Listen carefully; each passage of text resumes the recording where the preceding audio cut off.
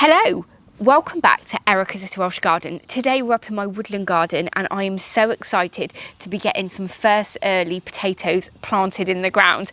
Now, there's probably a few of you that are screaming at the screen now telling me it's way too early to be getting some first earlies out in the ground, and you're probably right. Over the last kind of 6 to 8 weeks, we've had some really terrible weather here. Lots of rain and really cold weather, and as a result of that we are definitely a couple of weeks behind the growing season, and March for potatoes out in the ground is still very early, and especially in South Wales. But up here in my woodland garden in front of the polytunnel, this 1 metre squared raised bed is going to be home for the first lot of potatoes, and one of the main reasons for that is because this area of the garden is very sheltered, and when we've had frosts over the last couple of years, late in May, this woodland area has been free of frost. So if I get them planted in here today, when they do start to grow and are still very tender, if we're due any cold weather, I can quickly put a fleece over the top and hopefully they should get through any of those frosty nights. Before we get any further into the video though, I do have to apologise about the crazy shadows in this video. We're still in winter, and although the trees around here don't have any leaves on yet, the sun is still not very high in the sky. But one thing about that is good is you can see that there is still quite a lot of sunlight on this bed. Now here in the woodland garden, you know, it is a shady area, but potatoes grow really well up here. Potatoes are a crop that can grow well in shade. They've got really big leaves that bush out like mad and really soak up all of the rays. So although you know, when the spring really hits and all of the trees do green up, it's going to be a lot less light here, but around about 4 to 5 hours sunlight will be on this 1 metre squared bed throughout the growing season. So it does mean that the potatoes should grow pretty well. The variety of potato that I'm going to be planting today is called Rocket, which are a first early potato, which means they take about 12 to 14 weeks time to grow and be big enough for you to be able to harvest some small new potatoes. As you can see, they are still in their netted bag, and I bought these a couple of months ago and they were meant to come out of the bag straight away, go into some egg cartons or some kind of seed trays on a sunny windowsill so they could start growing some little green shoots ready to plant today. However, as you can see, I totally forgot to do that, and they got left in a bag, not very much sunlight going to them, and as a result of that, I've got lots of kind of watery, brittle shoots growing out of the top, and then I've got roots out of the bottom. So not ideal at all. However, they will still grow really nicely. As you can see on the bed, I've got a mulch of seaweed already. I probably put this seaweed down about 4 weeks ago. So if you look closely, it's still pretty well formed and very sludgy underneath. So what I'm going to be doing is planting about 12 potatoes in here.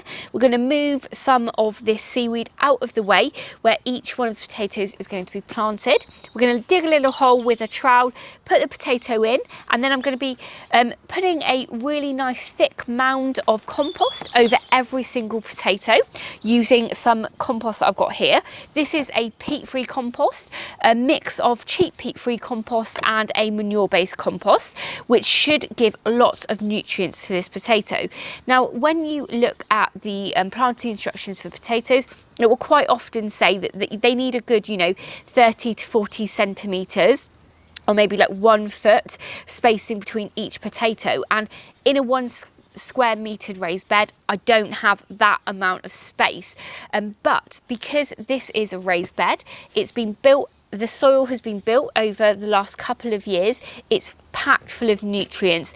The seaweed, the manure and the peat-free compost should give a really good nutritious feed to these potatoes. So it should mean that I get a pretty good harvest. Okay, so I think I've made about 12 planting holes equal distance apart, and I've moved this seaweed out of the way. Putting this down about 4 weeks ago was probably a little bit too soon. I should have got this down maybe late autumn time. It's so sludgy, but what's really good about that is if I move it out of the way, it's going to make such a good mulch for these potatoes. The ground is so damp under here. So hopefully planting them in here and having this seaweed and more compost on top will mean that I don't actually have to water them. It will retain the moisture pretty well. So now I've got the holes, what I'm going to do is just dig a trowel kind of depth down and then get ready to put those potatoes in. It would have actually probably been much easier if I'd removed the seaweed from the top and then reapplied it once the potatoes were in, to be honest, but I didn't think of that at the time. The bed is now ready to receive the potatoes. From the angle I'm looking at it, it does look like a bit of a mess. So hopefully you can see where the planting holes are, but if not, you'll soon know when we get the potatoes in. The potatoes here are ready to go in. As you can see, this one has the kind of shoot already growing off of it with a small leaf, and that is where the potato plant will grow. But really, this is not an ideal looking seed potato. I really want a much smaller, greener sprout coming out of, you know, the body with no roots. But unfortunately, that's where we are. But if the sprout was a little bit bigger than that, I probably would just cut it off and put it in and let it grow. It would probably just take a little bit longer to grow. But if it is too big and these are growing out of the soil too fast, then that will mean that they're just going to get hit by the cold weather and they're not going to do very well at all. So I'm just going to be putting these right to the bottom of the trowel depth hole that I've made. And then once I've got them all in, I'll then fill them up all together.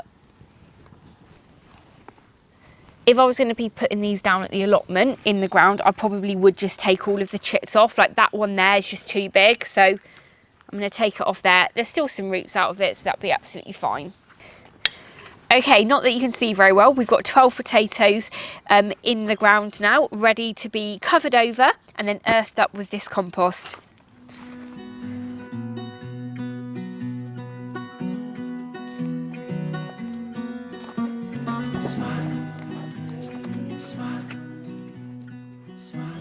And there we go, just like that, we've got 12 first early potatoes planted in the ground. I'm so glad that I managed to get some potatoes in the ground today. Usually at this time of year, I've got loads of buckets of potatoes growing and they're doing really well, but I'm not sure if it's been the weather this year or having other things going on, but I feel definitely a good few weeks behind. The potatoes that I've not planted that were in this sprouty bag, I've just taken them out and removed all of the growth on them. And I'm just going to leave them in this little tray until I'm ready to plant them out. They will then start growing new chits on, or new shoots that will be much healthier looking. This one here already has one, I don't know if you can see. So they'll just be up here now until they get planted, hopefully later this week, and hopefully they don't get eaten by a mouse or anything. So there you go, that was the video. Sorry it wasn't very informative, it wasn't a how-to video or anything, but I just wanted to bring you along and you know, show you me getting them in the ground. Hopefully that seaweed though is going to just be such a good feed for those potatoes and will really help keep moisture in the soil. So hopefully we can be doing a video later in the year talking about growing potatoes in the shade in a waterless environment, or at least I haven't had to, you know, water them. We're in Wales, it's not a waterless environment, is it? But anyway, there you go. Thank you so much for watching. If this is the first time you're watching one of my videos, please do hit that subscribe button and ring the bell so you'll be notified of all of my latest videos. YouTube have some videos up now on the screen that they think you'll like, so please go ahead and watch those, and I'll catch up with you in the next episode. Bye!